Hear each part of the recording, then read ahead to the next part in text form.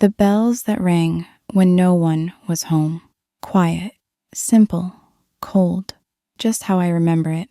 I came home after dark.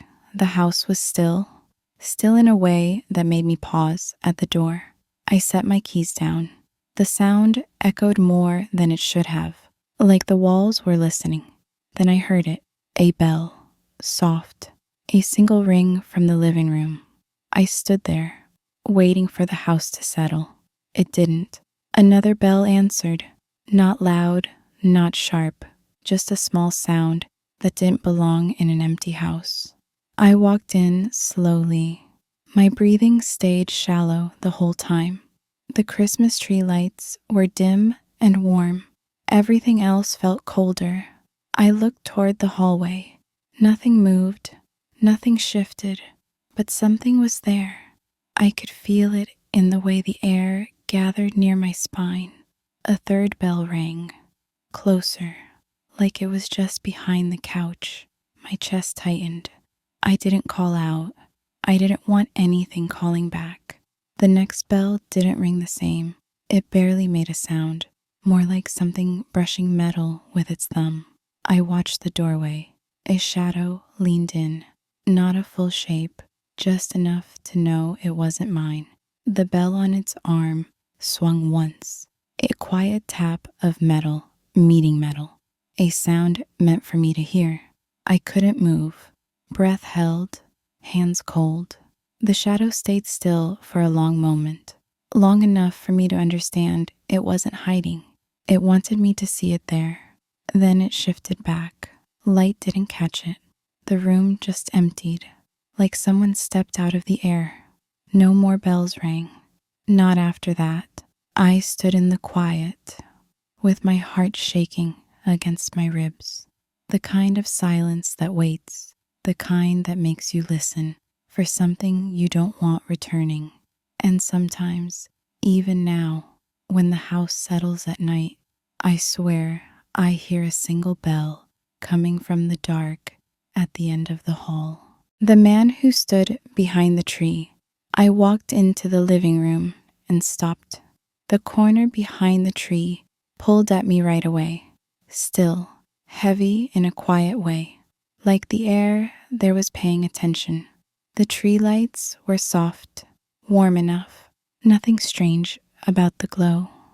It was the space behind it that made my breath catch a little. An ornament moved, just a small scrape of glass across a branch. It shouldn't have moved at all. I stepped closer without thinking, only enough to see past the lower branches. Something stood behind them, not clear at first, just a shape holding still in the dark. Another ornament slid and dropped to the carpet. A clean fall, quiet. It rolled once and stopped.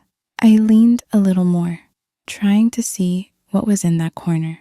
A hand appeared between the branches, resting on the trunk. Light skin, long fingers, dark around the nails. No movement, just sat there like it belonged. The tree shifted in a small lift, branches rising with something straightening behind them. He stepped forward enough for me to see his face. No expression, eyes open, mouth parted just a little. He watched me like he was waiting for something I hadn't done yet. My chest tightened. My breath stayed shallow. My eyes burned.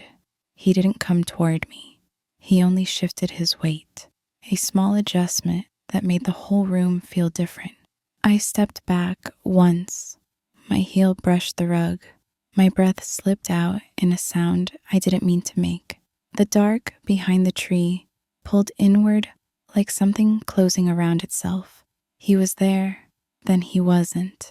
Just empty branches and the hum of the lights.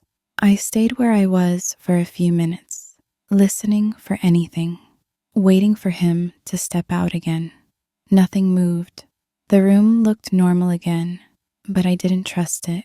I walked backward into the hall and didn't take my eyes off the tree, not until the doorway was between us. When I reached the front door, my hands were shaking.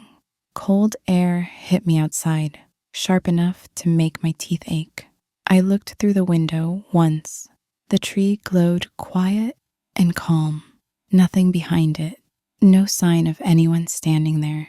But the corner still held that weight, that stillness, like the room remembered him and knew he wasn't finished. Every night since, the first place my eyes go is that corner, and every night the air feels the same, as if he's waiting for the next quiet moment to step out again.